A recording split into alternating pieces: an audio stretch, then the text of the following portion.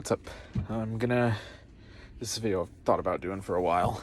I'm gonna recap wrestling events I've been to live. I've been to a total of 8. I can remember them all. I'm gonna try to remember some of the match cards because it's been so long. So I'll take you right through it. I'm gonna include WWE and AEW. So let's get to it. First was in 2002, an episode of SmackDown at Key Arena in August.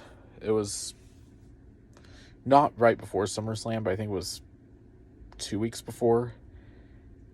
Yeah, because, what do I remember from that show? Kurt Angle wrestled. I know the one thing I always remember about that is, The Rock was the champ. It was the build-up for SummerSlam that year.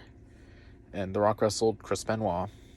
And it was a pretty solid match. Champion versus champion. Because The Rock was the undisputed champ. Benoit was the Intercontinental champ. And Brock Lesnar interfered. And then The Rock and Brock basically battled before... Got in a brawl right before at the end of the show to... I don't know if it was shown on TV, but it was to the audience. It was really meant to build up their eventual SummerSlam match. And I was 7 years old. I was a big Rock fan, so I was super excited. And my next number 2 was in 2004. It was the Raw after Unforgiven that year at also at Key Arena. Well, now Climate Pledge Arena.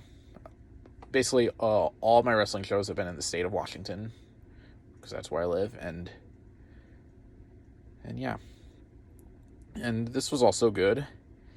Yeah, it was after Unforgiven.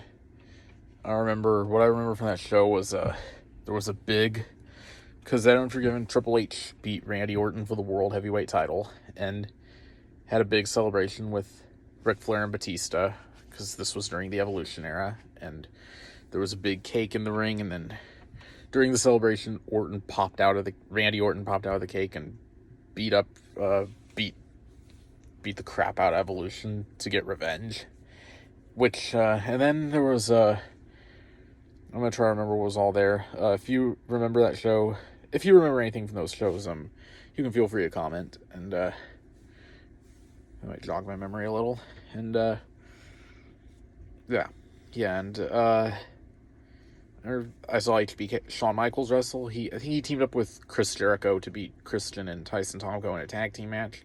And one thing I also remember about that show was the infamous whole Kane Lita pregnancy thing took a twist. And Kane was wrestling Gene Snitsky, and then Snitsky hit Kane with a chair, causing Kane to fall on Lita, who was pregnant at the time, and then which led to Lita losing the baby. Yeah, that was an awful... That storyline was awful. With the feud with Matt Hardy over who's the father, and the wedding angle. Oh, man. As good as the product was in 2004, this was not one of them. Not by far. And I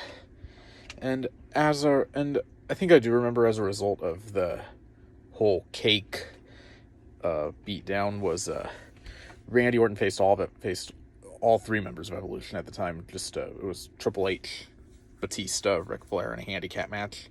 I think it ended in like a no contest or a DQ win for Orton, and because Chris Benoit or a DQ finish. I don't remember exactly who won, but Chris Benoit and Shelton Benjamin ran down to help out Orton to end the show. And yeah, that's about all I can remember. And my number 3 was in 2006. It was actually on Memorial Day. It was at the Tacoma Dome, an episode of Raw. And yeah, they announced the ECW revival, which I was really excited for at first, but then it turned out to be a big disappointment. And I do remember John Cena wrestled Johnny Nitro, and they announced that Jonathan Coachman was going to be the new like assistant to Vince or something. And there was an Intercontinental title match, Shelton Benjamin versus Kane. No contest, because they did this whole imposter Kane storyline. This was at the time when the movie See No Evil, which I don't know who has seen that. I have. It's not that scary. It's not that good. It's not that scary. But this was when it was out. I did not see it at the theater. I was 11. No way my parents would have let me see that because of the R rating. And yeah, and they announced the ECW revival. Edge beat, because this was during the build up to ECW One Night Stand, where they did the whole draft, and Kurt Angle showed up because he was drafted to the ECW brand, and this was like a few months before he left WWE for TNA. And yeah, and then I do remember Triple H faced one of the Spirit Squad members in this lumberjack match with the Spirit Squad. God, I did not like the Spirit Squad, and I did not like them back then, and I don't like them now. I can't believe those guys were main eventing Raw. And I do remember Edge beat Big Show in a number one contenders match. Well, that was for Vengeance, which was going to be the pay-per-view, like, I think 2-3 weeks after ECW One Night Stand that year. But yeah, and after the show went off the air, they had a dark match just for us. John Cena versus Edge in a street fight for the WWE title. Cena won, which we all expected, because we all knew it was going to be John Cena versus Rob Van Dam at ECW One Night Stand 2006 for the title, and for the WWE title. So yeah, they're going to save RVD Edge for Vengeance. And yeah, and number 4, No Way Out 2009. This was really good. This was the first pay-per-view I got to go to. It was really fun. I was actually late to the show because I was stuck in traffic. So I came in just as the Elimination Chamber matches. The SmackDown Chamber match was starting up and the entrances were going on, and it was good. Edge being eliminated like 3 minutes into the match, and then Triple H went on to win. And then Randy Orton beat Shane McMahon in a no-holds-barred match. And then Jack Swagger beat Finlay to retain the ECW title. That was like the bathroom break match. I, along with most of the people, were leaving to like go to the bathroom,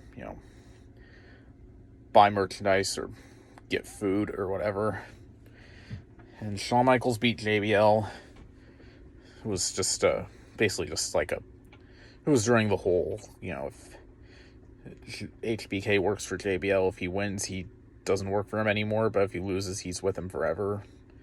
But yeah, that feud was pretty forgettable. But HBK managed to do the best. And then the Raw Elimination Chamber for the World Heavyweight title, when Edge ran in and attacked Kofi Kingston and took his spot in the match. And as soon as that happened, I knew Edge was winning. It was pretty surprising seeing John Cena, who was the champ at the time, get eliminated in like 2 minutes. But, it was crazy because Edge was basically the top heel in WWE at that time, and man, that was fun. Good times. It was a really good show. And number 5 was Over the Limit 2011. A lot of people really think this show is the worst of the year. I mean, I'd probably say it's up there with Capital Punishment. But overall, it was fun to be there live. I mean, yeah, WWE was doing really bad stuff. I had to watch. I mean, it wasn't like the worst pay-per-view of all time, because it had some good stuff. Randy Orton versus Christian for the World Heavyweight title was good. I'm not going to go match by match because I don't want the video to be too long. And I had to watch Jerry Lawler versus Michael Cole. Well, I mean, it was what the WrestleMania 27 match should have been better, and this feud was horrible. It was only 3 minutes, but it served its purpose. And then it was a kiss my foot match, and then they basically just humiliated Cole by having JR pour barbecue sauce all over him, and then Bret Hart coming out. That was a really cool moment, putting him in the sharpshooter. And then Lawler basically shoving Cole's face in his foot to win. And this was when Michael Cole was a heel, and oh my god, Michael Cole was so... I hated heel Cole. Yeah, it was... I thought it was just... Ugh. But it continued. And then John Cena beat The Miz in an I Quit match to retain the WWE title. I thought it was boring, because it was basically Miz beating Cena up for like 20 minutes, and then they tried to redo the Mankind versus The Rock ending from Royal Rumble, from the 1999 Royal Rumble, where they had basically a recording of Cena saying I quit, and then the ref sees a phone on the floor and then plays it, and then it's like, orders the match to restart, and then Cena just takes a belt and just hits Miz, and then goes up chasing him up to the stage, and then puts in the STF, and then match over, and the Miz quits in 40 seconds. Yeah, and it took me 12 years to, basically almost 12 years to go back to a wrestling show, because at that time, it was sometime after that was when I largely stopped watching WWE, because it just wasn't delivering for me anymore, and I switched to TNA because that was really all I could get, but they never came to my neck of the woods, or if they did, I didn't pick up on it. But yeah, and then AEW came to I've been to 3 AEW shows, all of which were last year in 2023. I went to the January 4th, 2023 episode of Dynamite. Great show. The highlight was seeing Darby Allin beat Samoa Joe for the TNT title. And Nick Wayne was there, and yeah, that was good. The Acclaimed beat Jeff Jarrett and Jay Lethal to retain the tag titles, and Chris Jericho beat Ricky Starks. Ricky Starks beat Chris Jericho. And Hangman Page and Jon Moxley had a good promo to set up their Texas Death Match for Revolution, and Bryan Danielson and MJF got their feud ready for their Iron Man match at Revolution, which was 2 months after that. And yeah, and then really good show. And then number 7 was, so that was number 6. Number 7 was Collision last September, and it was good. It was right before Wrestle Dream, and it was kind of a good way to get everybody ready for it. And they did do, and I kind of had to go back and look at it, but I do remember Bryan Danielson was in the main event, but his team lost. But yeah, I left after that because I wanted to re-energize for Evolution and not stay for Ring of Honor, because I don't really keep up with it that much. And yeah, and so number 8 was Wrestle Dream last year, which was literally this next day. This one is probably my favorite show I've ever been to. It was definitely one of the best shows of the year, and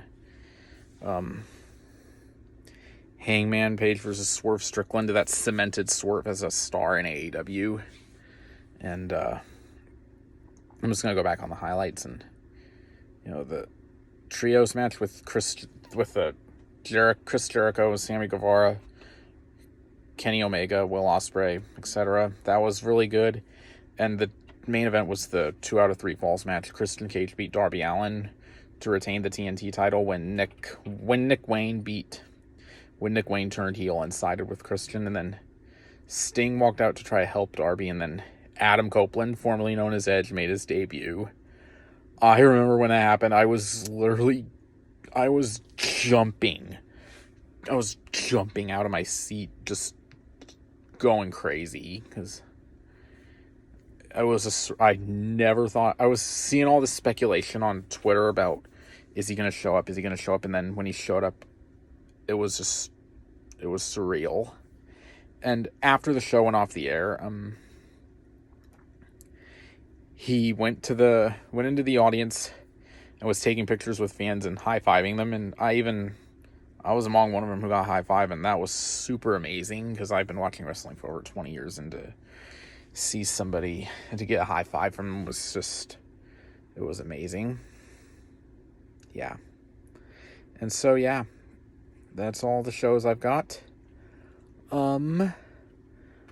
Yeah. Certainly hope to go to more in the future. And I will address these at some point. Yep. And that will be it. Out.